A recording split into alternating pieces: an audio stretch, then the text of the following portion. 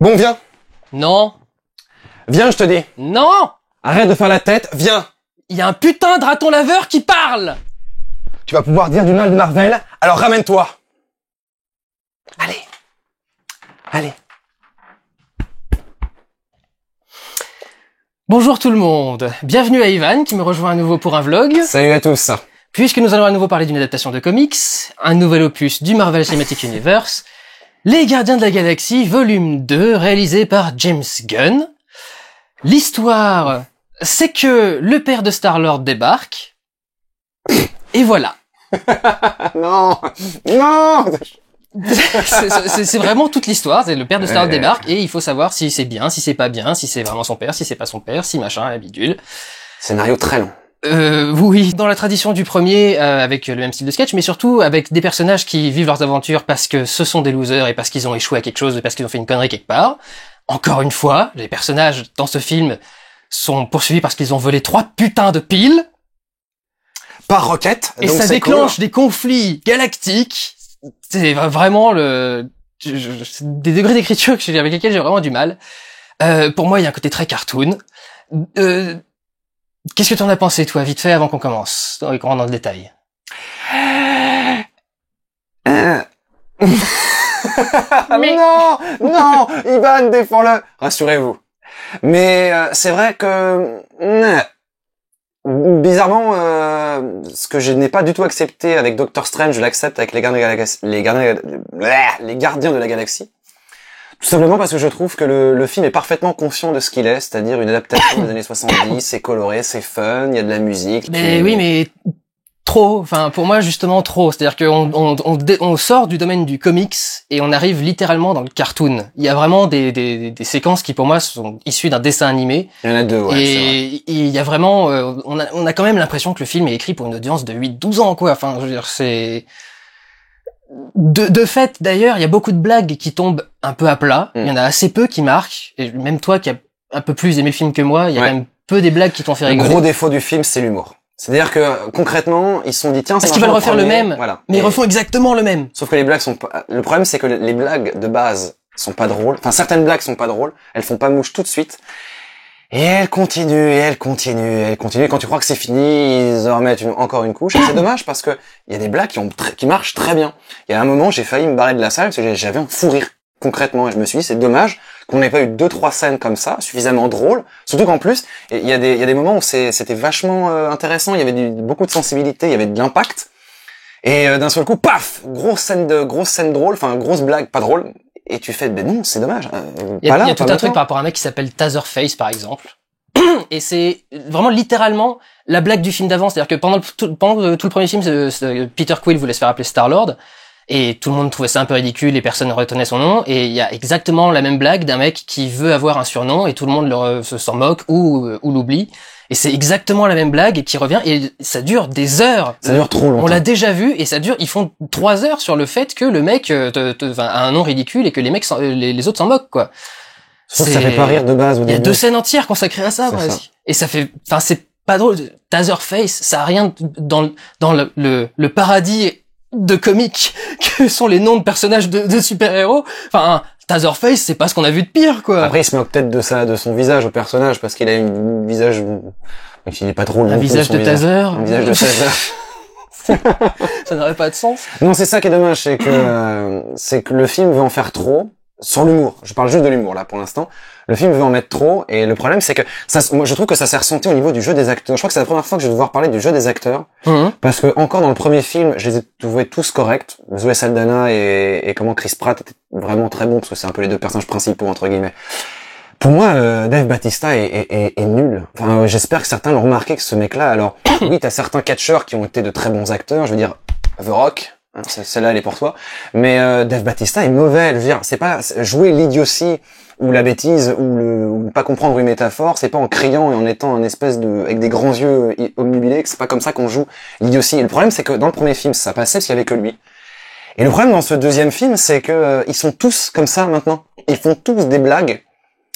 C'est une espèce de concentré du premier film. C'est tout ce qu'il y a dans le premier, mais en plus. Et en plus. Et pour moi, en trop. Enfin, à beaucoup de degrés, en trop. Les personnages pourraient être intéressants et être profonds, mais ça va tellement dans les extrêmes que les trucs se mélangent pas. On a tellement de trucs ridicules et débiles à la Gardiens de la Galaxie et forcé d'ailleurs pour certains, que quand on veut aller dans du sérieux, il y a vraiment des moments où ça échoue totalement.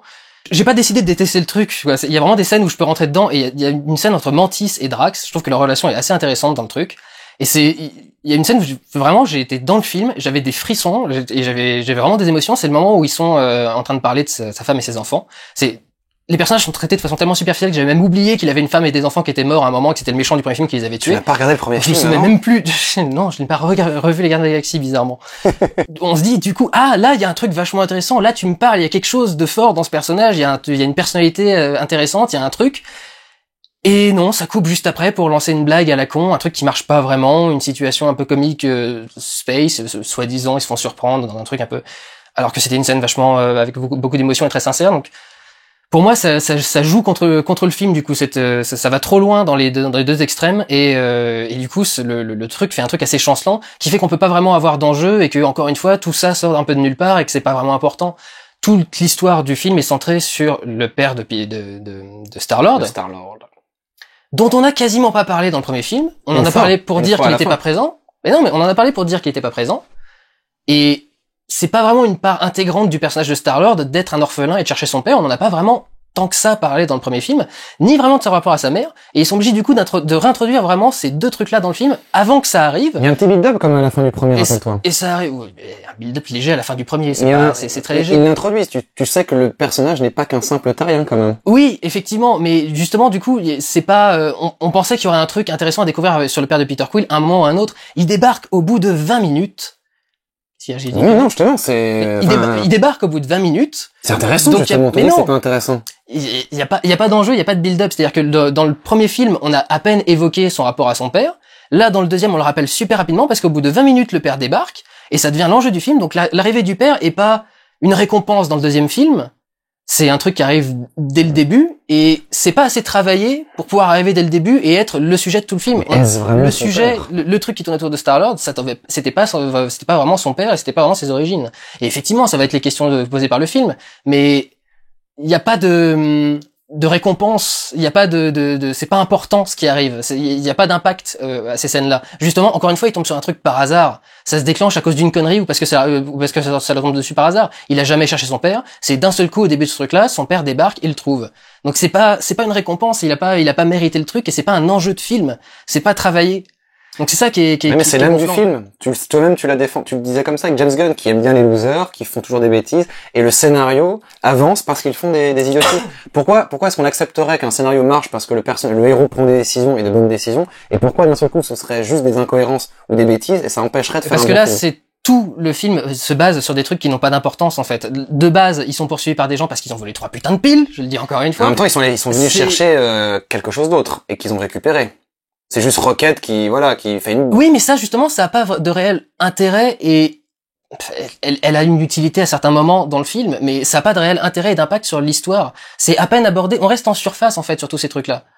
Oui, non, parce que justement, les relations entre les personnages, elles se développent beaucoup plus, quand même, dans ce film par rapport au premier. Bah, très peu, finalement, parce qu'il y a tellement de personnages à traiter, il y a tellement de choses. Justement, Gamora et Nebula, ça se règle en une réplique. Un conflit de centaines et de centaines d'années qui se règle en une réplique. Ouais, mais c'est un film. Après un combat clownesque et gaguesque avec la nana qui transporte une putain de mitrailleuse de vaisseau spatial qu'elle porte sur son épaule. Elle arrête un laser, pardon.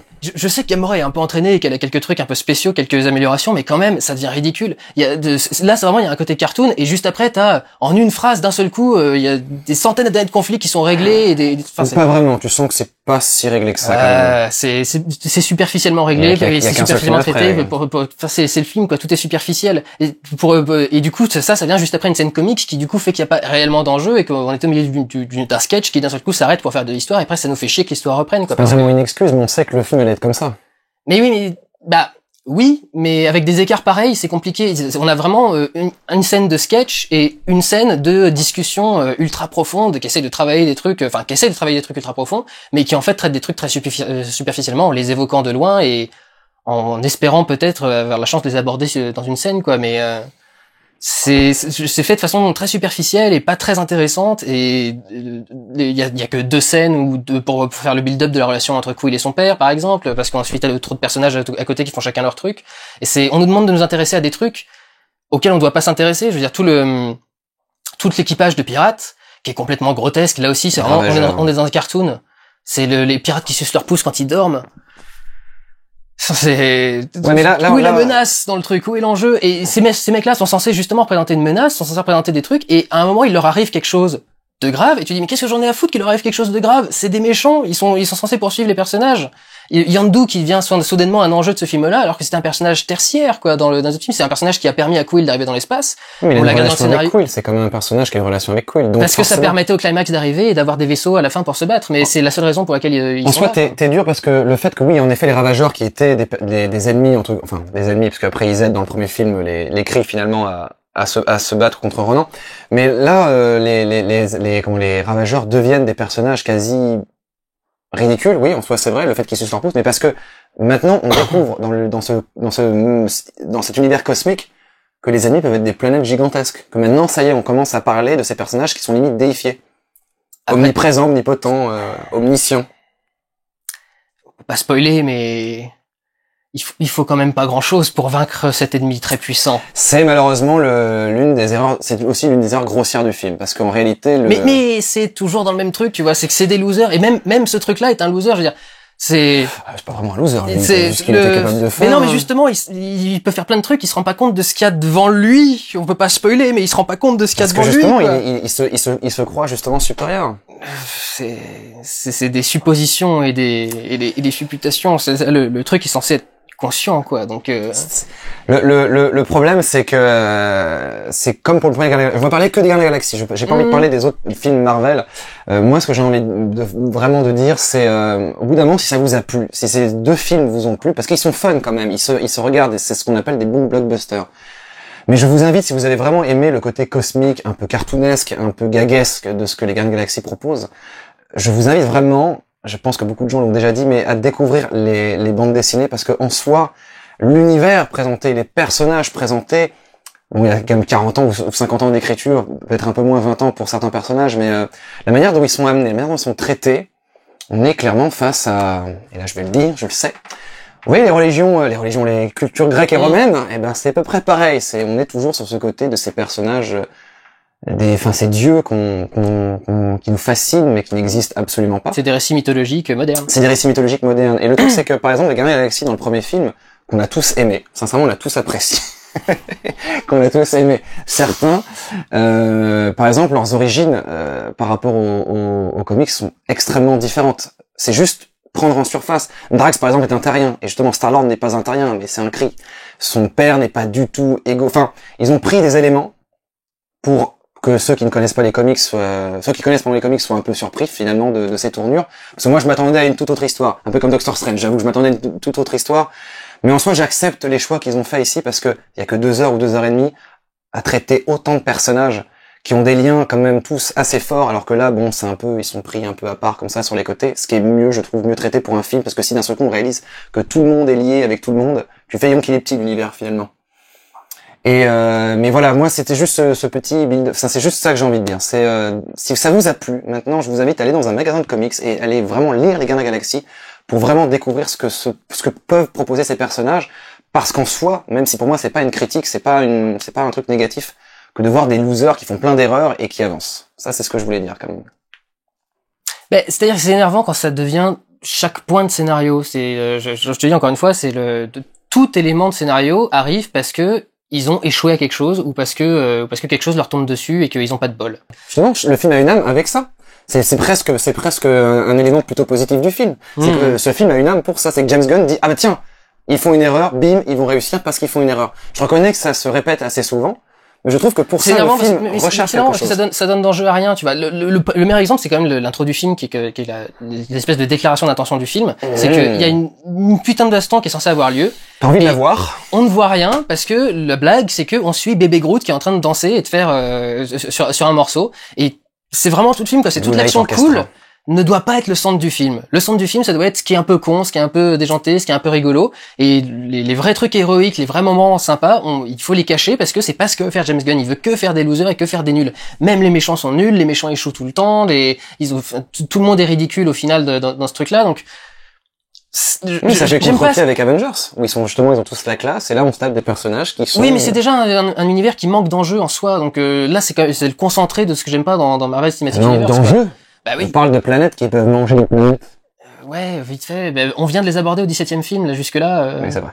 Ça fait quand même 3 saisons qu'on nous tease Thanos, enfin c'est... Mais ça c'est vrai. Ça c'est vrai que... Il y a un moment, ça devient un peu relou, quoi. Surtout que je m'attendais, étant donné que dans le premier Gardien de la Galaxie, on voyait carrément, c'est même pas une scène post-générique, on voyait Thanos enfin parler. On en parlera des scènes post-génériques. Et là, il y a aucune référence, enfin si, il y a une des scènes post-génériques qui peuvent nous amener, enfin qui vont nous amener sur un combat intéressant entre Thanos et un personnage. On dira peut-être son nom tout à l'heure. Mais c'est tout, finalement, j'étais quand même déçu de ce Gardien de la Galaxie.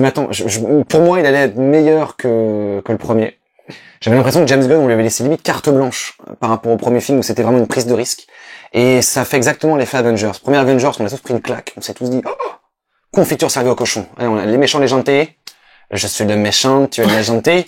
Et le Avengers 2, ça y est, l'effet était passé. Et ça qui est terrible, je trouve que leurs formules sont déjà essoufflées dès le deuxième opus à chaque fois presque. C'est comme Apple. Ils sortent quelque chose et 2 jours après, c'est déjà obsolète. C'est ça le truc, c'est que comme tous les films Marvel se ressemblent, ce qui est intéressant, ils ont tous le même modèle, tous le même schéma à peu près, grosso modo. Hein, il y a évidemment des épisodes particuliers qui sont des cas spéciaux, mais grosso modo ils se répètent. Donc quand tu crées une nouvelle formule, quand tu crées un nouveau personnage, quand tu amènes une nouvelle rhétorique, enfin quand tu amènes une nouvelle mélodie à tout ça, ça crée quelque chose d'intéressant. Mais quand tu reprends la même chose, du coup, il y a vraiment l'effet repeat qui se sent. Et là, ça se sent vraiment qu'il y a un effet repeat du premier. Mais là où le premier était créatif et qu'on crée du coup cette formule.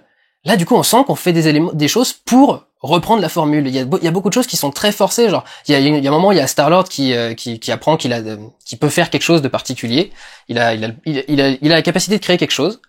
Et il dit, je vais faire une statue de Pac-Man, Skeletor et de Heather Locklear. Et on est vieux parce qu'on sait ce que c'est. Ouais, vous savez pas du tout qui est Heather Locklear.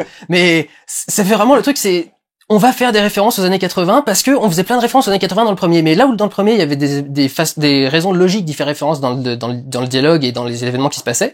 Là, c'est vraiment, il faut qu'on mette une référence quelque part. Donc on va en mettre une là parce qu'on peut en faire une là. Mais non, c'est pas cool. Si les enfants vont taper Skeletor et Pac-Man ils connaissent, mais ils vont taper Skeletor. Et un film, c'est pas censé être une suggestion de recherche Wikipédia. Ça le devient peut-être. Mais c'est le problème justement, vraiment, c'est qu'il y a un changement d'écriture des scripts qui sont faits pour vous fonctionner sur la nostalgie. C'est-à-dire qu'on vous propose pas un truc nouveau, on évoque quelque chose que vous connaissez déjà, donc on n'a pas besoin de vous présenter des détails, on n'a pas besoin de vous présenter certains personnages, on n'a pas besoin de vous présenter certains trucs, et on n'a même pas besoin de développer votre attachement à certains éléments du film, parce que vous l'avez déjà avec ce qui est déjà sorti. Donc il y a pas besoin de faire un effort. Là. On parle d'une suite. On prend que les Gardiens de la Galaxie. Mais peu importe que ce soit une suite ou pas, ça n'empêche pas de pas faire d'efforts, et ça n'empêche pas d'essayer de faire un truc créatif. Ce qui est très créatif dans le film, et je le reconnais tout de suite, c'est les décors et les costumes. Si je dois reconnaître un bon point à ce film, c'est que créativement, au niveau de l'esthétique, de tout ce qui est fait. Pardon, le micro. Ah, c'est vraiment très cool, tout ce qui est décor, vêtements, tout ce qui est créatif, esthétique, tout ce qui est décor et ambiance, tout ce qui s'ensuit. Je le reconnais, enfin c'est magnifique. Ils ont presque adapté exactement les personnages de comics, parce qu'en soi c'est vite ridicule en vrai si tu adaptes une BD dans la vraie vie. Là on est deux doigts quand même. C'est pas mal et ça passe, et en plus ça passe. Non, si je reconnais quelque chose, c'est qu'il y a des trucs très très créatifs, mais ça sent le repeat. Ça sent la pression sur le bouton repeat et le refaire ce qui a marché dans le premier. Parce que ça a marché dans le premier. Parce que je pense que ça fait très gratuit, tu vois, le truc de David Hasselhoff, par exemple. Mais non, mais, tu vois, il présente ça dans le film en disant, j'ai toujours parlé de David Hasselhoff comme étant mon père. Bah, pas dans le premier film, tu vois. Mais parce que... Et si on avait fait le build-up depuis le premier film, ça aurait été cool d'avoir de retrouver le truc de David Hasselhoff dans ce film-là. Mais, non, c'est un truc qu'ils incrustent dans ce film-là pour faire une référence aux années 80. Ou alors peut-être que David Hasselhoff, on lui a proposé qu'il pouvait pas à l'époque. Qui provoque d'autres références aux années 80, quoi. C'est que par rapport à ça, il parle de certaines séries télé, de K2000 et trucs dans ce genre-là. Donc, c'est vraiment la référence pour la référence. C'est pas utile au moment où ça arrive, c'est pas utile. Ah, c'était cool, K2000.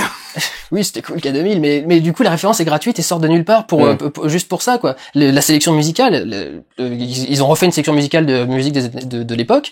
on sent qu'ils ont vraiment cherché des morceaux qui pouvaient être cool, mais qui n'avaient pas une inspiration particulière à avoir un certain rythme. Parce Alors que... là, c'est faux. Non, parce que si, dans le parce que dans les le premier- paroles, dans- non, les paroles des chansons. mais les paroles, on s'en fout. Ah, non. C'est l'ensemble justement du rythme musical. C'est-à-dire, il y avait une cohérence musicale dans le premier Il y avait film. une cohérence musicale, mais là, les paroles. Toutes les musiques se valaient. Et là, il y a vraiment des musiques plus faibles que d'autres. Oui, mais les paroles des chansons sont liées Sur certaines. Et je te parle de l'ensemble de la bande son. Il y a certaines musiques qui sont beaucoup plus faibles que d'autres et on les oublie complètement. Dans les musiques de Gardiens de la Galaxie, on se souvient d'à peu près toutes les musiques qui sont On sur se chaque scène. souvient des trois quarts, oui. Ils arrivent à chaque fois à trouver une marquante et à chaque fois ils arrivent à trouver une raison logique de la mettre. Et là, par exemple, il y a une scène où le personnage de Star-Lord est même pas là. Il pourrait juste mettre une musique moderne en fond comme ça parce que c'est le style des Gardiens de la Galaxie. Non, il faut que les mecs disent on va faire comme Star-Lord, on va mettre une Mais musique. c'est Rocket qui machin. propose ça. Ça prouve qu'il aime bien, en fait, Star-Lord. Parce qu'il dit, c'est pas mon pote, je veux montrer que je suis le meilleur, mais finalement, tu vois bien qu'il l'aime bien. Qu'ils sont potes, qu'ils sont amis. Pour moi, c'est une facilité d'écriture pour mettre une musique des années de cette époque-là sur une scène. En Facilité plus. d'écriture, mais ça prouve que Rocket aime Star-Lord. Enfin, il l'aime en amitié. Ouais, mais du coup, tout ce qui est intéressant est fait pour faire un truc méchant, enfin, Même pas c'est bien lié au mercantile, film. donc ça Ça pas passe dans le mercantile, mais côté où c'est forcé. lié au film. Ça passe dans le côté où c'est lié au film, mais tu vois, même ce qui marche est fait pour faire marcher un truc qui marche pas. La musique devrait pas être là à la base s'il faisait pas cette référence-là à ce moment-là, tu vois. Donc où elle pourrait être là justement. C'est comme si Star-Lord qui n'est pas là est présent avec eux. Pour moi, c'est gratuit. Parce que le personnage c'est juste est- pour mettre encore une musique moderne sur un truc. Moderne, sur- vieille, parce que. Oui, moderne vieille, enfin une musique cool. Par contre, je dois reconnaître que j'ai beaucoup aimé la scène où Chris Pratt, enfin, Kurt Russell dit, oh, ça c'était de la musique, peut-être la meilleure musique du monde. Je valide pleinement cette phrase, si on considère que les Guns font partie de cette musique-là. Mais ouais, non, pour résumer tous les trucs qui leur arrivent parce que c'est des losers et tout ça, enfin, le fait qu'ils traversent un champ d'astéroïdes qui endommage vachement leur vaisseau alors que tous les autres vaisseaux vont le contourner, donc tu te dis, bah oui, évidemment, tu Bah, pensais ils quoi sont que les bêtes. vaisseaux allaient te suivre? Ben oui, ils sont bêtes, Mmh. ils sont cons, et c'est pour ça que le film arrive, tu vois, et tu dis, ben, du coup, on s'en fout. Tu vois, c'est ça. Ça crée pas d'enjeu. Moi, je m'en fous qu'ils crèvent. Je m'en fous de ces personnages. Pour moi, ils ont rien fait de très important. Et leur histoire. Et ils s'engueulent pendant tout le film. Ça, c'est extrêmement énervant. Ouais, ils s'engueulent pendant Parce que Nebula fait une remarque à ce moment-là. Elle dit, ils s'engueulent trop pendant tout le film. elle dit, vous êtes pas des amis, vous passez votre temps à vous engueuler. Et ils se seraient engueulés moins. On aurait compris le truc, non, on est une famille, machin. Ils s'engueulent tout le temps et trop, super longtemps. La scène d'intro, avant qu'on ait le bébé Groot, c'est 2 minutes d'engueulade. Non, Sur des conneries qui n'ont aucune importance sur le scénario, enfin, ils s'engueulent sur tout, quoi. Le clin d'œil. Oui. Ils s'engueulent pas sur le clin d'œil.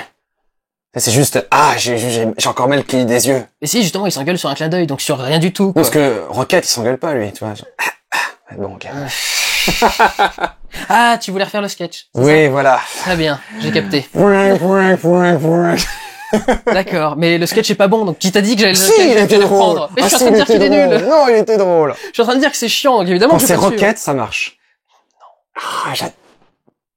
Est-ce que, parenthèse, mais justement dans la scène où Nebula dit vous faites que vous engueuler et tout, et là t'as Drax qui fait non, on est une famille. C'est moi où j'ai pensé à Vin Diesel qui double Groot justement. Est-ce que je vais Fast and citer Furious. Oui, voilà. Ah, Tu sais, il dit tout le temps on est une famille. J'ai regardé Fast and Furious. ah. Bah, moi j'ai pensé à ça, j'ai vu Fast and Furious d'un seul coup arriver quand même. Oui, on est une famille. Bref, c'était le. Non, mais c'est le truc, c'est la loositude est si profondément ancrée dans l'ADN du film. Oui, que c'est même- l'âme du film. que même- C'est l'âme. Oui, mais là tu te dis, c'est pour ça que ça ce crée film- des histoires sans enjeu. C'est ça le problème. C'est que je trouve que ça crée des histoires sans enjeu. Ce style-là, adapté à un récit épique, pour moi, ça marche pas. Justement, tu vois, il fallait pas aller chercher James Gunn. James Gunn, il était très bien à faire super avec un super-héros loser dans la réalité, parce que là, ça colle bien, du coup, dans la réalité. On vous Dans un conseille univers, Super, dans un univers d'ailleurs. galactique, oui, c'est super et très bien. Super et super. Mais, fallait le faire. Mais, dans cet univers galactique, dans ce MCU, ça se mélange pas au reste. Pour moi, c'est toujours ça. C'est le problème de cohérence par au reste. C'est tellement réminiscent du reste que tu peux pas le séparer du reste. Alors oui et non, c'est-à-dire que par exemple, tu vois, tu parlais de Life. Tu vas comprendre pourquoi je parle de Life. T'inquiète. Oui. C'est-à-dire que quand on a vu Life, on a dit même moi j'ai trouvé que c'était bof parce qu'on avait déjà vu plein de films qui avaient déjà traité ce genre d'histoire. Ouais. Justement, on a une histoire qui se passe dans l'espace, qui est épique, avec des enjeux, avec des personnages limite aussi puissants que des dieux, Non. et on nous les traite comme si c'était on nous les traite de cette manière-là, en mode inversé. C'est pour ça que le film devient bon pour ça. C'est ce qui fait l'âme du film. C'est ce qui fait ce que les gens apprécient dans le film. Voilà, Mais c'est pour ça que Doctor Strange est mais ce que nul, moi il n'a pas d'âme. ce que moi je supporte pas, parce que pour moi du coup ça annule tous les enjeux. Tu peux pas avoir d'enjeux quand t'as des trucs comme ça. Et c'est justement c'est pareil, il y a le côté aussi très cartoon du film. Parce que je dis, pour moi c'est plus comique, c'est cartoon. Et quand t'as les arbres là qui t'as un plan où c'est limite un sketch à la Disney quoi. Il y a des silhouettes de mecs qui sont explosés en l'air et qui retombent et il y en a un, deux, trois, machin. Enfin, ça fait. J'ai fait. C'est vraiment on dirait un cartoon quoi qui est en train de se dérouler et il y a toute une scène à un moment où il y a un crash de vaisseau et pendant tout le crash du vaisseau il y a Drax qui est accroché par un câble au vaisseau. C'est-à-dire que le mec peut survivre à une réentrée dans l'atmosphère et à se prendre une forêt entière dans la gueule traîné par un câble derrière un vaisseau quoi. Il est où l'enjeu? Qu'est-ce qui peut arriver à ce personnage? Qu'est-ce qui pourrait arriver à quelque personnage que ce soit dans ce film? Peter Quill, c'est un demi-dieu. Qu'est-ce qui pourrait lui arriver? Non, c'est un demi-dieu sur la planète. Ouais, mais enfin, justement, il passe tout le film sur la planète, donc qu'est-ce que tu veux qu'il lui arrive? Faut qu'il maîtrise ses pouvoirs aussi. Il les a pas encore. Si, il fait une balle. Et d'ailleurs, justement, c'est tellement un loser que même un demi-dieu, il peut pas vraiment l'être. Et d'ailleurs, c'est un demi-dieu, donc c'est pour ça que ça a attiré James Gunn. C'est pas vraiment un dieu, c'est un demi-dieu, donc c'est un semi-loser. Mais du coup, est-ce qu'il, parce que dans les comics, Ego n'est pas son père, donc je sais pas si dès le premier film ils avaient prévu si vu la fin, est-ce qu'ils avaient déjà prévu d'utiliser.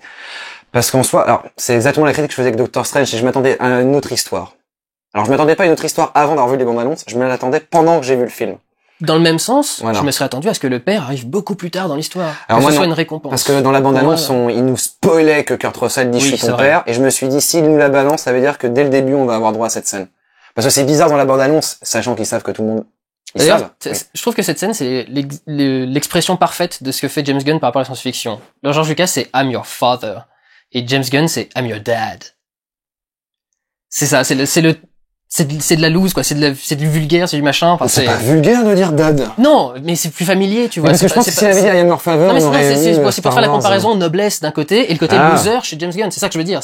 La phrase est parfaite pour illustrer ça. Encore une fois, c'est l'âme du film. Mais non, mais c'est parce que c'est leur version de I'm your father et c'est I'm your dad. En même temps, quand c'est Kurt Russell qui te dit ça, tu fais oui, papa. Même si c'est pas ton père, mais qui n'a pas voulu Kurt Russell comme papa? Bah, moi, je m'en fous, tu vois. T'as Tango et Cash dans le film. Si vous avez pas vu ce film, c'est Kurt Russell et Stallone. Tango et Cash. Les années 80, c'était génial. Et je veux dire, et t'as Snake Plissken qui fait je suis ton père avec son œil. Parce qu'il a les deux maintenant. Non, ça passe. Là, il y a un côté un peu fanboyisme qui part. Je suis d'accord. Non, je reconnais. Mais en soi, c'est là où je préfère les Gardiens de la Galaxie à Doctor Strange, même si encore une fois le schéma se répète, que je m'attendais à un autre film, que je pensais que ça allait être plus grand et que ça l'était pas, et que le méchant se fait encore latter en 3 secondes, alors qu'on parle quand même d'un personnage qui affronte Galactus, nom de Dieu, et qui limite va presque gagner, donc bref, et qui se fait battre de cette manière ridicule. Mais pourquoi je l'ai pas accepté dans Doctor Strange? Parce que au moins les Gardiens de la Galaxie se méritent que James Gunn a implanté son ADN dans le film. Et je sais même plus qui a réalisé Doctor Strange. Quel est réalisé Doctor Strange? Je sais plus. Voilà. Et en soi, un illustre inconnu. En soi, je pense que plus tard, j'aurais pas envie de revoir les Gardiens de la Galaxie numéro 2. J'aurais envie de revoir le premier. Pour son côté fun, déluré, et surtout la surprise. Ça veut te dire. Mais c'est ça, l'originalité est dans le premier. Là, c'est déjà du répète. C'est déjà du repeat, mais parce que malheureusement, ils nous teasent, comme toujours, c'est une bande-annonce de 2 heures, ils nous teasent Infinity War. Et pour moi, Infinity War, il va marcher. Si on détruit Thanos avec une putain de bombe, je pète un scandale. T'inquiète, t'avais mes gros tirés à faire. Bordel de merde. Non, pour moi, le film, on me reprendra si j'ai tort, mais pour moi, si Infinity War va être exceptionnel, c'est parce qu'en réalité, les Gardiens de la Galaxie et les Avengers vont arriver qu'à la fin. Lisez le Gant de l'Infini numéro 1 et 2, volume 1 et 2. Petite pub. Et parce qu'en gros, je pense que toute l'histoire d'Infinity War, alors c'est une partie de toute façon, et puis de toute façon, malheureusement, c'est affreux parce que les frères Rousseau ont dit que si on balançait le titre, il y aurait un gros spoiler, et apparemment Zoé Saldana aurait balancé une information sur ce que c'est. Je n'en dis pas plus. Malheureusement, sur Internet, ça fuit vite, ces choses-là. Et en gros, moi, je pense que les 45 premières heures du film vont être consacrées à Thanos. Heures? Minutes? 45 minutes, première heure du film, les 45 premières heures du film, putain, ah ouais, alors ça, ce serait ouf, un film de 45 heures. La première heure du film va être consacrée à Thanos, et j'aspire vraiment... Hein? Je crois que ça a été fait. Je crois que ça a été, oui, un film de 45 heures. Ouais, oui, c'est Godard. Parce que, alors, ça c'est petit parallèle, c'est tourner une caméra dans sa cage. Ça, c'est du noir pendant 45 minutes. Et on va faire de la 3D d'un côté et pas de l'autre, comme ça, les plans vont... Bref. J'ai juste envie de faire une petite parenthèse, c'est-à-dire que, pour moi, Marvel et DC, c'est les Grecs et les Romains. Certains personnages, certains dieux se répètent, on retrouve un peu la même choralité? Dualité? Bref, on retrouve certains personnages de chaque côté qui se ressemblent. Je trouverai le mot, t'inquiète pas. Des parallélismes? Par exemple, oui, tiens. Tu couperas, s'il te plaît, à ce moment-là. Non, je vais tout laisser. Je savais que t'allais dire ça. Bref. Et en gros, on compare souvent Thanos avec Darkseid. Voilà. Le personnage de chez DC. Le seul truc, c'est que chez Darkseid est vraiment un personnage inintéressant. Je trouve que les personnages, les héros chez DC sont beaucoup plus intéressants pour leur côté déifié, pardon. Et je trouve que je trouve que Darkseid, lui, n'est pas du tout intéressant. C'est-à-dire que là, on a vraiment, je veux dominer le monde et c'est tout, point barre. Il y a certaines histoires où ils ont essayé de nous développer ses enjeux, son enfance, son background, mais à chaque fois, c'est je veux dominer le monde. Thanos, par contre, lui, est vraiment un ennemi extrêmement intéressant, bien que... Je viens d'imaginer Thanos en Pampers, je suis désolé. Mais... Pourquoi en Pampers? Parce que t'as parlé de son enfance. Ah mais il est ultra classe, parce que justement, il vit avec les titans, mais il n'en fait pas partie, il essaye désespérément d'être aussi puissant qu'eux, et il va le devenir grâce au germe de l'infini, il a toute cette relation avec la mort, où il va devenir l'omniscience la plus absolue pour se faire aimer de la femme avec un F majuscule, parce que la mort, la femme... Oui, la mort, oui. Les féministes vont bien s'amuser avec ça. La femme, c'est la mort, et malgré tous les horreurs dans le comics, on va le préciser. Voilà, dans le comics, c'est le principe. Et malgré toutes les horreurs qu'il va pouvoir faire, la mort ne s'intéresse absolument pas à lui. Et si vous voulez voir les horreurs qu'il va faire, je vous invite donc à lire le Gant de l'Infini, ou et pas que. Donc, je pense que Thanos est vraiment... c'est pour ça que Thanos est vraiment l'un des personnages les plus intéressants en ce qui concerne le cosmique, dans le cosmique de l'univers Marvel. Alors pour rebondir là-dessus et revenir sur le sujet de base... Oui, les Gardiens de la Galaxie, c'est vrai. Quel Gardien de la Galaxie on l'a affronté? Parce que du coup, on a découvert les Gardiens de la Galaxie originaux dans ce film, dans une série. Alors c'est pas un spoiler du tout parce que ça ne sert à rien dans le film. C'est surtout qu'on savait qu'il jouait Stallone en réalité oui, voilà. Le personnage de Stallone en fait incarne un des personnages des anciens membres des Gardiens de la Galaxie et genre ils sont juste là pour un caméo quoi. Ils sont là pour un caméo et le caméo est dans une scène post-crédit donc on sait pas si c'est pour préparer un autre film ou un truc dans ce genre-là et tu dis si, d'accord, il y aura un crossover Avengers et les Gardiens de la Galaxie, tout pareil. Si les Gardiens de la Galaxie sont 15, ça va faire beaucoup quand même. Ça va vraiment faire beaucoup de personnages à gérer dans un film. En soi, en fait, les personnages qu'on voit avec Starhawk... Ils vont tous crever. Enfin, c'est pas possible. Je pense que ils vont, Thanos va tous les buter. Ça va être ça, ils vont crever au début quand Thanos va arriver. C'est génial le build-up pour ça, tu vois. Pour crever au début. Et tu vois, alors, et après on verra une... Ça va être décevant Infinity. Arrête. Comme dirait Aragorn, il y a toujours de l'espoir. Ils l'ont trop teasé. Ça va être décevant, c'est obligatoire. Après une telle attente, qu'est-ce qui peut se passer? On avait quel âge quand Avengers 1 est sorti? Le Iron Man, c'était 2008, le premier film. Donc j'avais 20 ans. 2012 alors, je crois, Avengers 1. Oui, 2012. Ouais, je crois, 2012. On va avoir 35 ans, tu sais, quand on va enfin voir Thanos au cinéma. Ah, t'as vu, fiston? C'est lui le méchant dont je te parle depuis le début. Donc voilà, du coup, c'était la petite blague, c'était... Il y aura peut-être les Gardiens de la Galaxie originaux, en plus des Gardiens de la Galaxie normaux, alors le truc, c'est que là, ils les ont transformés en ravageurs, alors que ce sont tous des ravageurs. Alors que ce sont pas du tout des ravageurs dans les comics, mais... Les pirates, en gros. Enfin, voilà, les fameux pirates. En soi, je trouve que toutes les résumés, la simplicité scénaristique qu'ils utilisent, pas d'un point de vue histoire, d'un point de vue de présentation des personnages ou leur personnalité, c'est pour ça que je vous invite à lire les BD, vraiment. C'est 50 ans d'écriture, contrairement à 2 heures de film, on sent clairement que les personnages sont beaucoup plus intéressants. Le premier Gardien de la Galaxie, par exemple, si on regarde l'adaptation de la bande dessinée avec les gardiens qu'ils adaptent, c'est pas du tout ça. Drax c'est un terrien, Star-Lord est un Kree. Je veux dire, si Gamora est la fille adoptive de Thanos, par contre ça change pas. Mais Rocket est-ce important? Le respect original est-il important? Non, parce que, alors oui. C'est la question. Sur quel point est-ce intéressant de comparer? Étant donné que le film est une réussite pour le premier, je trouve que c'est une excellente porte d'entrée si vous avez envie de découvrir, parce que quand nous on était jeunes. Au 12e film! Au 17, non, parce que quand nous on était jeunes, malheureusement c'était des univers qui nous parlaient absolument pas. Il fallait dans notre magasin de comics, en mode gros nerd et gros geek, je cherche une histoire intéressante qui se passe dans un univers cosmique. Aujourd'hui, maintenant, on a des films qui le traitent. C'est vrai que c'était pas connu du tout. C'était pas connu du tout. Et je trouve que maintenant, pour les gamins qui ont 8-9 ans, qui vont voir ça, c'est magnifique de se dire qu'aujourd'hui, j'essaie de trouver toujours ce côté merveilleux du monde dans lequel on vit.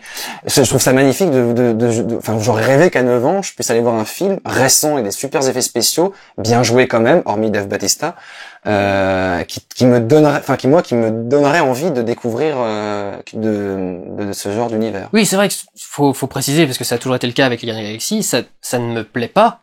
Je dis pas que c'est de la merde. C'est très bien fait pour ce que ça veut faire. Hein? C'est ça, c'est très bien fait pour ce que ça veut faire, mais ce que ça veut faire me déplaît foncièrement. Le côté loser. Le côté loser. Je supporte pas le côté loser. En soi, ça va être drôle, t'auras les Avengers en mode qui réussit tout et... Je trouve que le mélange loser et SF marche vraiment pas, enfin, Il y aurait un autre film qui traiterait de ça? Les losers et... Mais non, justement, pas quelque part, Alien, c'était ça, c'est quand même de l'espace, mais... Aliens aussi, hein, les militaires sont... Mais justement, tu vois, ça excusait les côtés un peu cons de certains personnages, les trucs dans ce genre-là, de dire qu'ils étaient pas très élevés au final, et que c'était pas les mecs les plus intelligents de la galaxie sur lesquels Alien tombait. C'est pour ça qu'ils font des erreurs de quarantaine et des trucs dans ce genre-là. Donc ça peut être intéressant dans certains domaines, mais amené à certains extrêmes, je trouve que justement ça fait trop, tu vois. Justement, tu vois, prends Alien contre Prometheus, ils sont un petit peu bêtes dans Alien, dans Prometheus, ils sont débiles. Oui, ça par contre, ça je peux pas te l'enlever. Tu vois, c'est ça le truc. Et pour moi, c'est un peu le même truc. Je déteste pas autant Prometheus parce que c'est ce que veut faire les Gardiens de la Galaxie et ça a le droit d'être ça si ça en a envie. C'est pas Alien qui est trahi par Prometheus, mais c'est... Attends, tu ne détestes pas autant Prometheus? Non, les Gardiens de la Galaxie. Ah! Non, je déteste pas autant les Gardiens de la Galaxie que Prometheus parce que les Gardiens de la Galaxie, c'est ce que ça essaye de faire, mais le côté débile dans l'espace, j'ai vraiment du mal.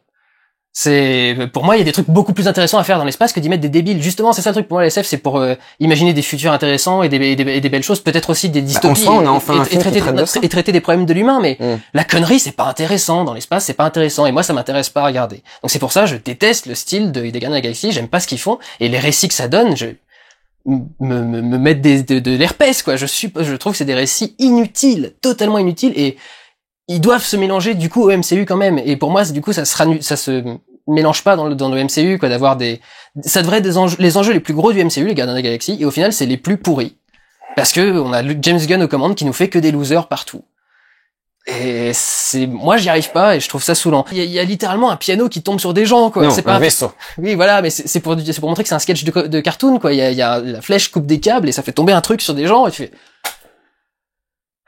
C'est vraiment un Disney, quoi. Là, je suis devant un Disney, littéralement. C'est du slapstick à la Disney. C'est vraiment de l'humour de comique, quoi. Enfin, de cartoon, pardon. Ouais. Donc c'est assez chiant, et les rares moments... l'humour est lourd, ça c'est... T'as de l'humour pendant tout le film, donc quand l'enjeu de fin arrive, qui est effectivement imposant, mais qui arrive après des trucs qui étaient assez utiles, donc il y a pas eu de build-up, finalement, il y a pas eu de réel travail de cet enjeu. C'est comme avec le premier, à la fin, Xandar, ça débarque d'un coup dans l'histoire. On a vu la planète 10 minutes au début, et d'un seul coup, ça devient le lieu du climax, il faut les protéger. Qu'est-ce qu'on en a à foutre? On les a vus 10 secondes. Et là, c'est un peu pareil. Le climax, c'est pas des gens qu'on connaît pas, dont on a rien à foutre, mais le climax devient sérieux d'un coup pour les 15 dernières minutes, alors qu'avant, c'était pas si tendu que ça, il y avait pas tant d'enjeux que ça. Et quand ce climax devient sérieux, d'un seul coup, il s'arrête pour faire un sketch sur du scotch pendant 2 minutes. Ouais. Putain! Ça y est, il y a enfin un truc qui se passe. Non, tu vas me faire une fin de loser parce qu'il y a du scotch dans ce qui manque dans un truc. Bordel de merde! Mais le scénario est bien écrit. Il arrive toujours à les mettre dans des situations. Oui, mais c'est ça le truc. C'est que du coup, voilà, il y a toujours un truc nul qui débarque à un moment. Et pour moi, c'est pas le style de scénario et le style d'enjeu que j'ai envie de suivre, quoi. Oui, non, je comprends. C'est quand t'as une grande reine qui arrive et qu'on lui traîne un grand tapis, j'ai pas envie que d'un seul coup la nana soit le tapis est bloqué pour les 2 derniers mètres, juste pour mettre tout le monde en malaise pendant 2 secondes et ça y est, je peux retirer ce qui manque. Non, mais Yondu... C'est trop gratuit et c'est trop et trop gros dans chaque domaine. C'est que ça pourrait jamais arriver, tu vois. Le tapis de ces gens-là se bloquerait jamais sur un truc, c'est évident. Enfin, c'est dans leur culture, ça permet pas l'échec. C'est stressant, hein. Oui, leur culture permet pas l'échec, donc jamais le tapis serait bloqué sur quoi que ce soit. Enfin, ça n'a pas de sens. Et voilà, et du coup c'est James Gunn aux commandes, donc ça va être des losers. Le problème, c'est quand ils sont partis sur traiter les Gardiens de la Galaxie, qui savaient que ça allait amener le cosmique dans l'univers Marvel. Enfin, si tu découvres les 4% de tout ce que l'univers Marvel a su créer en comics, ils se sont dit mais on va jamais réussir, c'est impossible, surtout en 3-4 films. Et ils se sont dit allez, pourquoi ne pas justement prendre le contre-pied de tout ça et d'aller chercher un James Gunn. Et bah s'ils ont plein de trucs expliqués, qu'ils expliquent ça, au lieu de faire des références à Pac-Man. Oh putain, tu m'as tué là. Oh, il m'a tué là. Et ça me gonfle au bout d'un moment, quoi. Il y a tout un tas de trucs à prendre en compte, quoi. C'est pas juste tel point ou tel point, c'est que tout ça est mélangé à un ensemble et que voilà, j'ai encore passé 2 heures à voir un nouvel épisode de la série Marvel au cinéma. J'en ai rien à foutre. Et j'en ai marre qu'on me tease encore l'épisode final depuis c'est effectivement, c'est une série, il va y avoir 24 épisodes. Mais de 2 heures. Là, on l'a compris, là, maintenant, que c'était ça. Ouais, mais justement, une série, tu vois, c'est 24 épisodes de 45 minutes, parce qu'au bout d'un moment, ça saoule. Du build-up pour que dalle, ça saoule. Voilà comme un truc exceptionnel. C'est-à-dire que maintenant, les gens vont arrêter de cinéma. Je m'énerve, mais... Non, mais énerve-toi, hein. Les gens vont aller voir, le mec, vas-y, énerve-toi, tu sais, en mode gros blasé. Vas-y, énerve-toi. Non, je pense que si petit à petit, peut-être que de moins en moins de personnes vont aller voir les films et qui vont commencer à réacheter des bandes dessinées, ça peut peut-être juste amener ça. Nous, on avait des dessins animés nuls. Bah apparemment, même les comics commenccommencent à avoir à battre de l'aile parce que ils arrêtent pas de faire des reboots tout le temps. Il y a des séries qui ont été rebootées deux fois en une année. Enfin, c'est très compliqué à suivre en fait les comics. Le problème, c'est mais apparemment, justement, c'est l'influence Disney sur Marvel apparemment. C'est que Disney leur a dit les épisodes 1, ça se vend beaucoup plus que les autres éditions. Donc sortez-nous que des épisodes 1. Donc faites des reboots tout le temps et faites des machins. Apparemment c'est ça. Enfin je tiens mes informations de Comic Book Girl 19 qui est une américaine qui s'intéresse énormément aux comics et qui expliquait que c'était ça le problème de Marvel en ce moment. Il y a beaucoup de gens qui arrêtent de lire Marvel et leurs ventes sont un peu en chute parce que ils arrêtent pas de faire des reboots et tu peux pas suivre une série et instaurer vraiment une histoire parce que les timelines sont foutus en l'air par des events qui mélangent plein de trucs en même temps mais qui foutent le bordel dans les timelines des histoires déjà en cours. Et puis d'un seul coup t'as des reboots de toute la galaxie et de l'univers parce que il y a certaines séries qui étaient en... T'inquiète. Ajoutez-moi sur Twitter, je vous ferai des listes. Vous me dites, je veux commencer par ça, et je te ferai une liste. Non, mais c'est vraiment ennuyeux, quoi. Ennuyeux de toujours se récupérer le même truc, quoi, et de toujours récupérer le même film, le même machin. Mais je pense que dans 50 ans, on va réaliser que Zack Snyder était un génie. Et c'est trop long, enfin, c'est 24 films de 2 heures de build-up, c'est trop long. Au bout d'un moment, il y a des personnages que t'oublies, il y a des enjeux que t'oublies, il y a des, enfin, ça devient... Ceux qui sont vivants, je parle. Hulk, par exemple, tu vois. Qui? Hulk. Non, il revient. Il va redébarquer là dans Thor, mais s'il avait pas été là dans quelques Avengers, je saurais même plus qu'il y a Hulk dans le MCU. On va finir sur l'excès du film en parlant des scènes de fin parce qu'il y en a 5.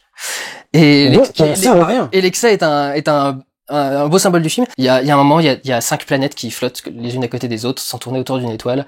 Et ça me file de l'urticaire et je peux pas.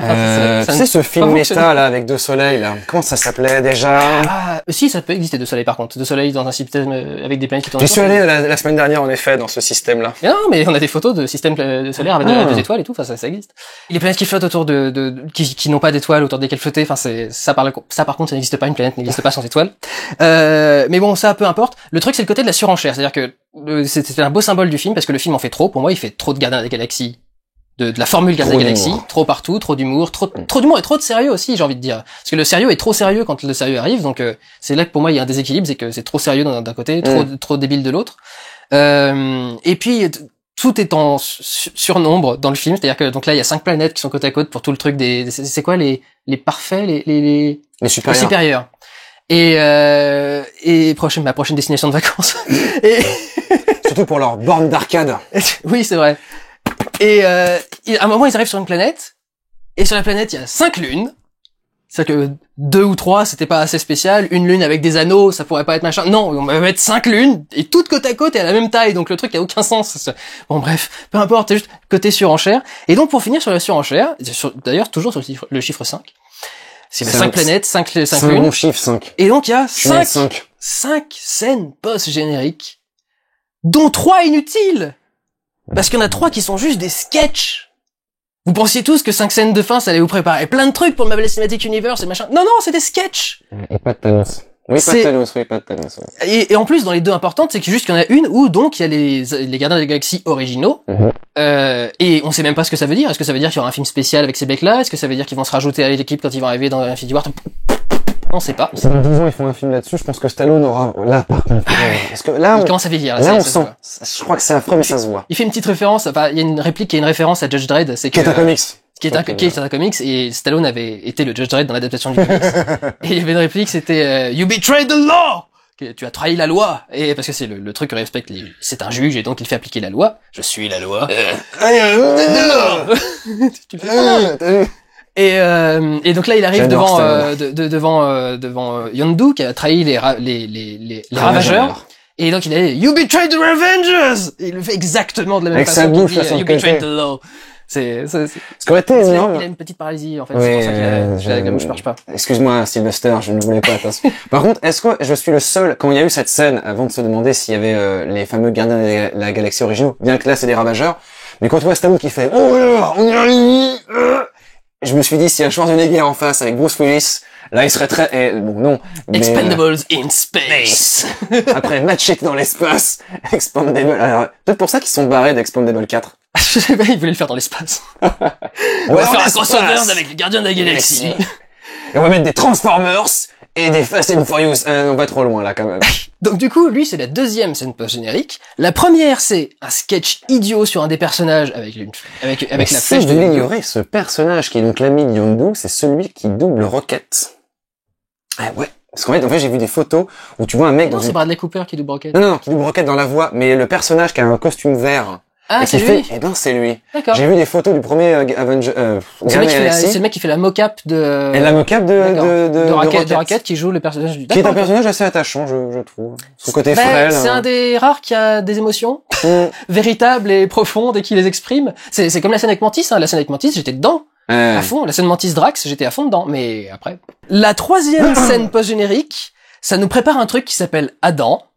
Et c'est là que je reviens sur le côté écriture par nostalgie, c'est-à-dire qu'en fait, ils font une scène comme ça. Ouais. Un mec qui connaît pas le film, il comprend pas ce que ça veut dire cette scène. On te tease un personnage qui s'appelle Adam. Tu sais pas ce que c'est, tu sais pas si c'est un méchant, tu sais pas si c'est un machin. Donc, tu demandes à tes potes qui sont fans de comics et qui n'arrêtent pas de te faire chier avec les comics et qui te disent qu'ils connaissent ça à fond, et tu leur dis mais c'est quoi du coup ce personnage et là ils t'expliquent c'est un personnage qui vient de là, qui fait ci, qui fait ça. Ce qui fait que le film n'aura pas besoin d'expliquer qui est ce personnage, ce qui fait machin, ça sera traité ultra rapidement, il sera superficiellement dans le film et ça va passer comme un méchant, comme un machin, et on traitera pas vraiment son histoire. C'est toi t'attends beaucoup qu'on traite le truc de la mort de Thanos, j'ai très peur qu'il le survole, c'est un peu la marque de fabrique du MCU de survoler les choses. Survole ça, je vais à Hollywood et je vous insérer mots violents ici.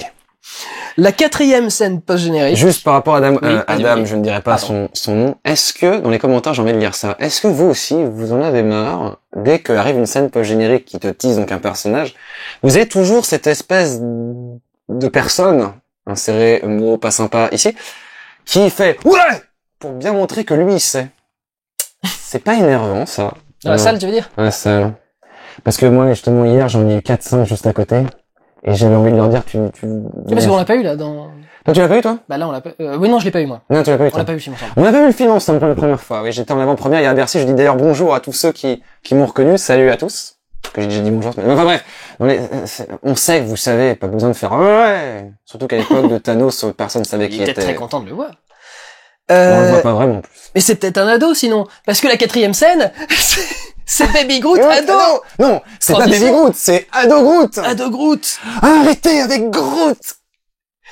C'est insupportable. Plus de Groot! Ça devrait être un personnage violent. Enfin, pour moi, un personnage comme ça qui fait sortir des espèces de lianes et de machins. Enfin, c'est un personnage qui devrait s'insérer dans les oreilles des gens et les machins, enfin, faire des trucs. Ils ont failli le faire dans le premier film, mais non, ils ont fait une blague où il le prend par le nez. Non, mais surtout, à toutes les filles qui pensent que Groot est mignon. Oui, pour Baby Groot, oui. Pour Baby Groot, tapez sur Google. On peut dire Google, placement de produit. Groot Comics. Et regardez la tronche qu'il a réellement. Parce qu'il fait peur. Préparez-vous au cauchemar. Faut vous dire qu'Insidious à côté, ou non, Conjuring à côté. Non, Suspiria à côté. Je cherche des films d'horreur vraiment atroces. C'est de la tarte à côté. Référence à Predator. Non, vraiment, même Rocket est limite flippant dans les comics.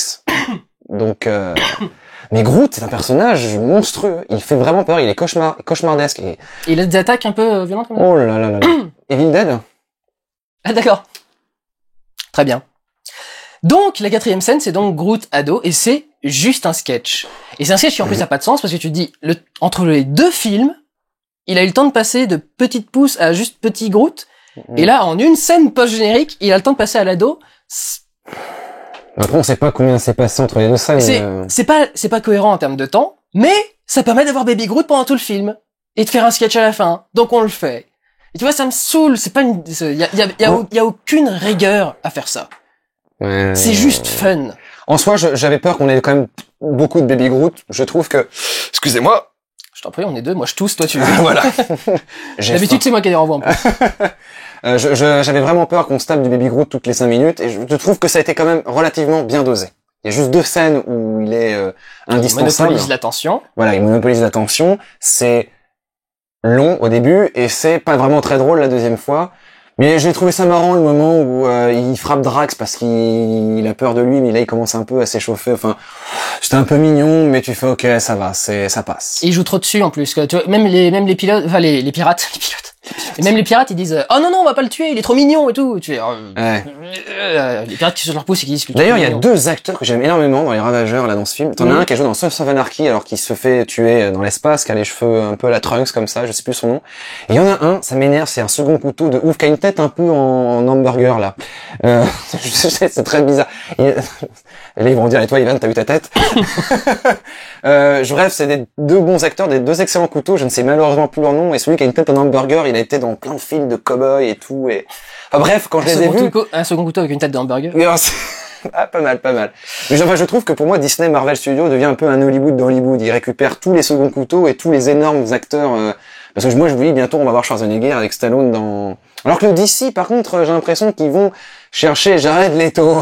Qu'est-ce qui s'est passé? Et la dernière scène post-générique est encore un sketch. Une reprise en plus d'un sketch qu'on a déjà eu parce que c'est le deuxième caméo de Stan Lee. La suite de la scène du caméo. La suite de la scène où il parle au gardien. Alors, une scène assez intéressante. Alors, oui, explique qui sont les trois personnages qu'on voit. Je savais pas qui c'était. Alors, essayez d'imaginer que le monde dans lequel ça va être intéressant pour parler de cette scène. Voilà. Le monde dans lequel nous vivons, c'est un énorme échiquier. Et qu'en gros, par exemple, nous, les humains, on est des pions, les personnages pas vraiment très puissants. Qu'en gros, les super-héros Avengers seraient les tours et les cavaliers, et que les personnages comme Thanos seraient les reines et les rois. Donc, en termes de puissance. Mais bon, ça reste des échiquiers qu'on peut bouger. Bien, les trois personnages qu'on voit s'appellent les gardiens, les Watchers, en anglais, donc pas confondre avec les veilleurs.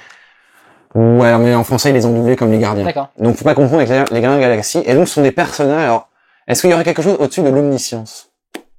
En fait, en gros, c'est eux qui bougent les pions sur les échiquiers. D'accord. Voilà, pour comprendre l'idée. Et non, ça n'a rien à voir avec Green Lantern, parce que c'est chez DC, et que c'est, voilà. Et alors, il y a un truc rigolo, c'est que donc, Stan Lee est en train de leur parler, et Stan Lee leur parle d'une scène qu'il a vécue, d'un autre caméo en fait, d'un autre caméo qu'il a fait dans un autre film. Ce qui veut dire que, peut-être qu'en fait, effectivement, tous les Stan Lee qui apparaissent dans le Marvel Cinematic Universe depuis le début sont soit connectés, soit le même personnage qui traverse le temps et qui traverse les dimensions pour vivre plusieurs vies différentes. Et c'est peut-être pour ça qu'il est dans autant de films. C'est ça. C'est lui qui écrit les films depuis le début. Et du coup, je trouve qu'il y avait peut-être un petit côté méta un peu... Excusez-moi, j'ai une voix pourrie. Mais c'est peut-être pour ça qu'on voit ce caméo avec les gardiens et qui parle aux gardiens dans ce truc-là, parce que c'est un peu comme si Stan Lee racontait du coup les histoires des Avengers, des super-héros qu'il a croisés, qu'il a vu dans tous les films, et que c'était eux du coup les gardiens qui écrivaient l'histoire, et c'est eux qui écrivent les comics en fait, à partir de ce qu'ils voient sur leur échiquier. Ça pourrait avoir un côté comme ça un peu joli et poétique, mais... Donc, ce serait pas mal, mais bon, quand c'est que Stan Lee n'a pas écrit les 3/4 des histoires que nous connaissons. Et il n'a pas écrit les Gardiens de la Galaxie. Et il n'a pas écrit J'ai dit du mal du père. Comme Spider-Man, hein, c'est pas lui, hein. Je crois qu'on a fait le tour. Bah oui. Donc voilà, pour ce qui était des Gardiens de la Galaxie, en ce qui me concerne, si vous avez aimé les autres, ça vous plaira sans doute, mais moi c'est vraiment pas ma cam, et il persiste et signe dans le style dont je ne peux pas apprécier plus que le premier. C'était évident. Donc, voilà. Et en ce qui te concerne... Lisez des BD. Oh putain. Pardon, j'ai failli me péter la gueule. Allez le voir parce qu'il est fun, c'est un bon blockbuster, et si vous avez aimé le premier, vous ne pouvez apprécier que le deuxième. Juste vous ne pouvez qu'apprécier le deuxième, oui. Vous ne pouvez apprécier, voilà. Juste la scène du ballon entre Chris Pratt et Kurt Russell, que je pense qu'on est tous rêvé d'être Chris Pratt à ce moment-là, genre oui papa. Mais bon, bref, non. La scène est drôle. Là voilà. Au bout d'un moment, il va falloir réaliser qu'il y a quand même 50 ans d'écriture derrière, qu'il y a seulement 10 ans de films bientôt quand même déjà. 10 ans depuis le... Mais bon, 10 ans de films sur 50 ans d'écriture avec le nombre de scénaristes qui est derrière. Au bout d'un moment, lâchez-vous. Arrêtez de dépenser de l'argent en cigarettes. Et allez acheter parce des que c'est BD. bien fait. Enfin, voilà. Niveau décor et tout ce qui s'ensuit. Enfin, j'étais super fan, et dans ce que ça essaye de faire, ça a réussi à le faire. Mais moi, ça me parle pas du tout. Et il y a vraiment des côtés que je trouve beaucoup. J'ai vraiment l'impression qu'il y a des trucs qui ont été écrits pour les très jeunes enfants. Ça, par contre, on peut pas y couper, hein. Oui, enfin, quand même. Oui, non, c'est vrai, ça. Quand même.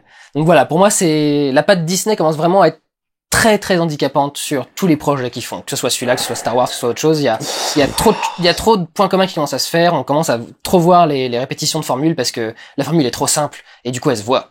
Non mais ça va peut-être nous lasser et on va peut-être... Plein de trucs débiles avec de l'humour pour que ça passe. Et des personnages sympas et en même temps un petit peu borderline. Et bizarrement... Pour certains, parce que... Pour vraiment terminer... Oui. Pour vraiment terminer là-dessus. Parce que bizarrement, vous m'aviez demandé d'être sur un autre vlog, mais bon, oui. C'était Power Rangers, je vous fais 3 minutes, j'ai adoré. Mais j'ai pas adoré le moment où c'était Power Rangers. On peut peut-être apprécier certains films bientôt que... Bref, je voulais juste le dire. Non mais c'est génial parce que globalement c'est ce que la plupart des gens disent, c'est que la fin les a pas trop marqués, mais le reste du film je trouve ça plutôt acceptable et passable, et tu fais bah oui mais du coup vous avez pas aimé le passage Power Rangers, c'est con. Moi j'aurais aimé si on avait eu le méca porn avec le mammouth qui ressemble à un mammouth. Qui a vu un mammouth? Si vous avez vu un mammouth. Un mammouth. Un mammouth. Bref voilà, c'était le petit truc de la fin. Voilà. Très bien. Et bah écoute, et puis moi non pas trop. Voilà. Est-ce qu'on est surpris de ça? Bah oui, non, j'étais pas vraiment surpris, je savais que si c'était le même style qu'avant, je savais que je l'avais pas aimé, et c'est encore plus du style d'avant. Donc c'est 125 ou 150% de Gardiens de la Galaxie. Donc moi j'ai du mal. Ah, je me suis encore trompé d'œil. Non, tu vois, c'est voilà, le niveau des blagues. Voilà. Bon, et ben on va vous laisser ici. Moi je vous dis prenez soin de vous et allez voir des films. Lisez des comics. Très bien. Écoutez du rock. Et écoutez, allez voir sa chaîne du Rocker Félix. Ciao. Ciao.